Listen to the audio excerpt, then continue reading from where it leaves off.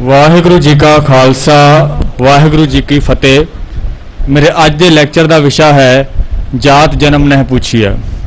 सिख धर्म मुढ़ तो ही जात पात तो निरले परिया है। गुरु नानक पातशाह ने सिख धर्म की नींह कुछ ऐसे असूलों पर रखी है जिहदे विच वितकरे की, वखरेवें की, ऊच नीच की, जात पात की कोई थां नहीं है। इत्थे तां आवाज़ आउंदी है सभे सांझी वाल सदायन कोई न दिसे बाहरा जियो। इत्थे तां आवाज़ है एक पिता एक कस के हम बारक। पर हिंदुस्तान जिथे इस धर्म का जन्म होया, जिथे इस धर्म का विकास होया, हिंदुस्तान एक ऐसा मुल्क है जिहदे विच सनातन धर्म का प्रभाव है। पूरी तरह नाल हिंदुस्तान सनातनी धर्म नाल प्रभावित है। तो सनातन धर्म ऐसा धर्म है जो जात पात नाल पूरी तरह प्रभावित है। तो होवे भी क्यों ना, जब इस धर्म के धार्मिक ग्रंथ जात पात की गल करते होण तो इस धर्म नूं मनण वाले या इस धर्म नाल होर सांझ रखने वाले लोग क्यों ना प्रभावित होण। यही कारण है कि हिंदुस्तान में जात पात की बहुत प्रधानता है। हिंदू धर्म की एक ग्रंथ मनु स्मृति में साफ साफ लिखा गया है कि बेशक सारे इंसान एक ब्रह्मा तो पैदा होए हैं। वो ये गल कहती है मनु स्मृति कि सारे इंसान एक ब्रह्मा तो पैदा होए हैं, पर नाल ही खतरनाक गल ये करती है कि एक ब्रह्मा तो पैदा होने के बावजूद भी सारे बराबर नहीं हैं। जो ब्रह्मा के सिर तो पैदा होए वो ब्राह्मण खवाए, जो बाहों तो पैदा होए वो खत्रिय खवाए, जो ढिड तो पैदा होए वो वैश्य खवाए, जो पैरों तो पैदा होए वो शूद्र खवाए। ये है वखरेवा जो सारे इंसानों में फैला दिता गया। यही कारण सी कि BR अंबेडकर जिन्होंने हिंदुस्तान का संविधान लिखा है उन्हें गल कहनी पई कि जे हिंदुस्तान विचों जात पात का मुकम्मल खात्मा करना है तो सब तो पहला इन्हां धार्मिक ग्रंथां नूं जिन्हां में जात पात की गल कही गई है इन्हां दा धार्मिक रुतबा खत्म करना पएगा। पर आपां अंबेडकर की गल क्यों करिए, आप अपने धर्म की गल करिए, अपने गुरु साहब की गल करिए। साडे गुरु साहब ने गल नहीं कही। साडे गुरु साहब ने उस तो पहले ही गल कह दी है कि जात जन्म नहीं पूछी है, सच कर ले बताए सा जात सा पत है जिहे कर्म कमाए। भी इंसान की जात वो जन्म लैन के जगह नाल उहदे माता पिता नाल संबंधित नहीं हुंदी। जिहो जिहो कर्म करता है, चंगे कर्म करने वाला उच्ची जात का है, भैड़े कर्म करने वाला नीवी जात का है। तो गल गुरु साहब ने, गुरु नानक पातशाह ने अपने अमली जीवन में प्रैक्टिकल रूप में साडे सामने लिया दी। आप शुरुआत करते हैं गुरु नानक पातशाह के जीवन तो 9 साल की उम्र में जब जनेऊ पहनाउण की रस्म की आप साखी पढ़ते हैं सारे, जिथे एक वो रस्म का गुरु साहब ने खंडन किया ब्राह्मण की बांह फड़ ली मैं जनेऊ नहीं पहनना, उत्थे जिथे एक ये गल सी कि ना मैं हिंदू हाँ ना मैं मुसलमान हाँ, वो नाल एक जात प्रथा तो बाहर निकलने का भी उद्यम सी। क्योंकि जो जनेऊ है वो ब्राह्मण को पहनाया जाता है, खत्री को पहनाया जाता है, वैश्य को पहनाया जाता है, पर शूद्र इसका हकदार नहीं है। तो गुरु साहब ने उसको नकार ही दिता, मैं पहनना ही नहीं है। फिर उदासियां चले ने भाई मरदाना जी को नाल लिया है। भाई मरदाना जी उस वक्त नीवें जातों में गिने जाने वाले सन। पर गुरु साहब ने जब मरदाना जी गए ने तो किसी ने पूछा ये कौन है जो तुहाडे नाल, ये तुहाडा सेवक है, तुहाडा चेला है, तुहाडा नौकर है।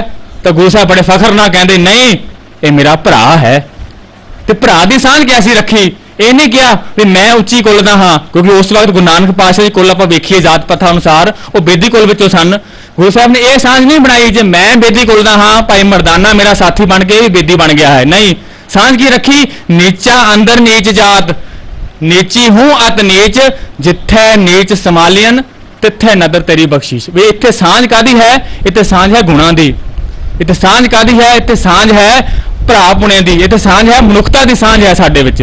फिर उस तो बाद साखी पढ़ते हैं भाई लालो कोल गुरु साहब गए ने, मलक भागो ने सदा भेजा है, साडे घर विच ब्रह्म भोज है, सारिया जातां वास्ते वखरे वखरे पंडाल लाए हैं, सब नूं सदा है। गुरु साहब नहीं गए, कई बार सदा भेजा गया नहीं गए।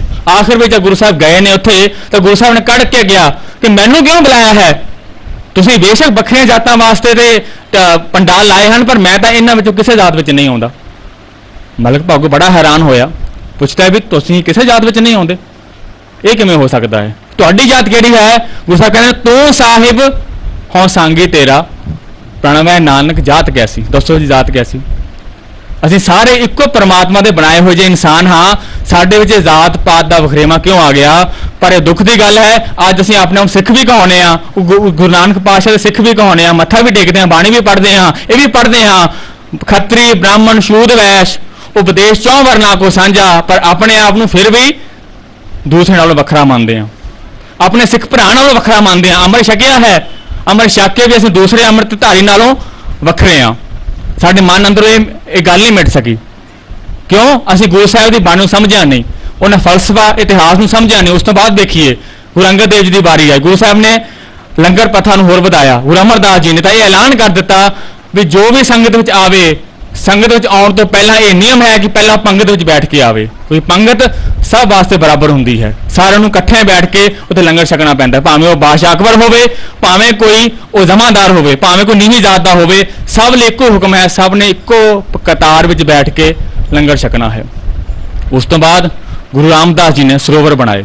सरोवर जिथे एक पानी की पूर्ति का साधन सन, क्योंकि उस वक्त पानी की कमी सी, काल पै जाते सन। गुरु साहब ने सरोवरों का निर्माण किया ताकि लोगों को पानी की किल्लत ना हो। पर नाल नाल उत्थे एक होर इहदे विच सिद्धांत सी, वो भी सी एकता का। क्योंकि जो ब्राह्मणी मत का यह जात पात का वखरेवा है, इस अनुसार जात पात नूं मनण वाले खड़ी जगह तो खड़े पानी विचों ਉਹ नहीं सी वरते साझे रूप में। वो की करते सन, वो नदियों में वरते सन। नदियां वालों नदियां जिधरों पानी आ रहा है, सब तो पहला ब्राह्मण का घाट हुंदा सी। ब्राह्मण ने पानी लैना, नहाना, जो भी करना उत्थों करना है, साफ पानी पिछों आ रहा। दूजे नंबर ते खत्री का, फिर वैश्य का, अखीर ते शूद्र का।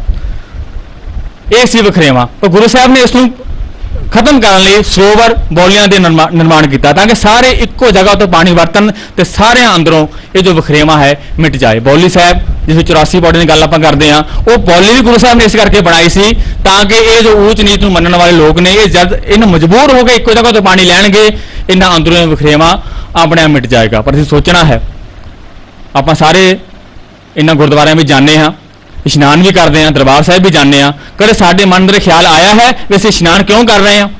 सारे आपां उत्थे गए हाँ, इशनान भी किया है, पर असीं वो शायद ये सोच के इशनान ना किया होवे कि ये इशनान साडे भेदभाव नूं मिटा देगा ਜਾਂ मिटा सकता है। पर नहीं, उत्थे जाके भी साडा वखरेवा हुंदा नहीं जी, इत्थे तां नीवीं जात वाले नहा रहे ने, आप उत्थे जाके नहाइए, दूजे पासे जाके नहाइए। ये वखरेवा नहीं हो सकता। ये वखरेवा करते हाँ तां असीं अपने सिੱਖੀ ਦੇ सिद्धांत तो उलट जा रहे हैं।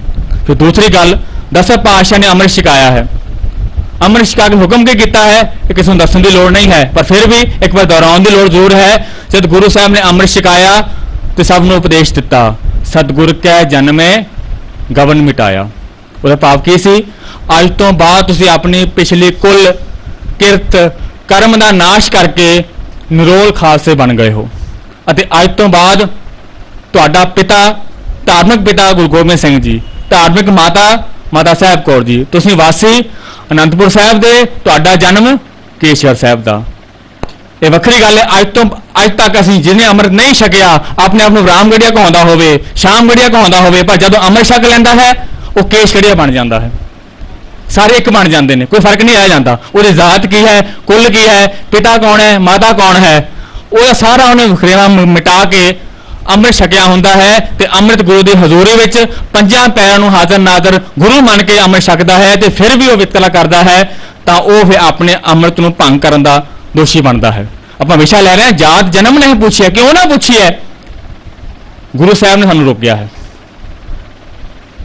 गुरु साहब ने रोकया सानू कि जात जन्म नहीं पूछनी। जे बंदे नूं देखना है, बंदे दी उहनूं नापना है, उहदे किरदार नूं नापो, उहदे कर्मां नूं नापो, उहदे अमलां नूं नापो। वो की कर रहा है? वो मनुखता विच अपने मनुखी फर्ज निभा रहा है। जे वो मनुखी फर्ज निभा रहा है तो उच्ची जात वाला इंसान गिनिया जाएगा। जे वो अपने मनुखी फर्ज नहीं निभा रहा तो वो शैतान गिनिया जाएगा। बस सिख धर्म विच यही है ऊच नीच जात दा वखरेवा। चंगे कर्म करने वाला सिख लई उच्चा है, उच्ची जात दा है। भैड़े कर्म करने वाला नीवा है, भावें वो किन्ना भी अमीर होवे, किन्ने भी उच्ची कुल विच उहदा जन्म होया होवे। सो आपे गल समझनी है कि जात जन्म ने पूछी है, सच कर लेह बताए, सा जात सा पत है, जेहे कर्म कमाए। असीं अपनी जात उच्ची करनी चाहुंदे हां, अज तो ही चंगे कर्मां विच लग जाइए। जे अपनी जात नीवीं करना चाहुंदे हां तो भैड़े कर्म असीं कर ही रहे हां। सो आपां गुरु दे उपदेश तो सिੱਖਿਆ लईए, आपां चंगे कर्म करिए ते उच्ची जात वाले बणीए। किसी नाल भी जात पात के आधार पर ब्राह्मणी मत अनुसार जो मंडियां ने उन्हां दे अनुसार सिख धर्म में कोई उच्चा नहीं है, कोई नीवा नहीं है। सो विचारां करदे हां, बेअंत भुल्लां हो गई होणगीਆਂ। खिमा दे जाचक हां, दोवें हथ जोड़ फतेह नाल सांझ करनी जी। वाहिगुरू जी का खालसा ਵਾਹਿਗੁਰੂ ਜੀ ਕੀ ਕੀ ਫਤਿਹ। ਫਤਿਹ।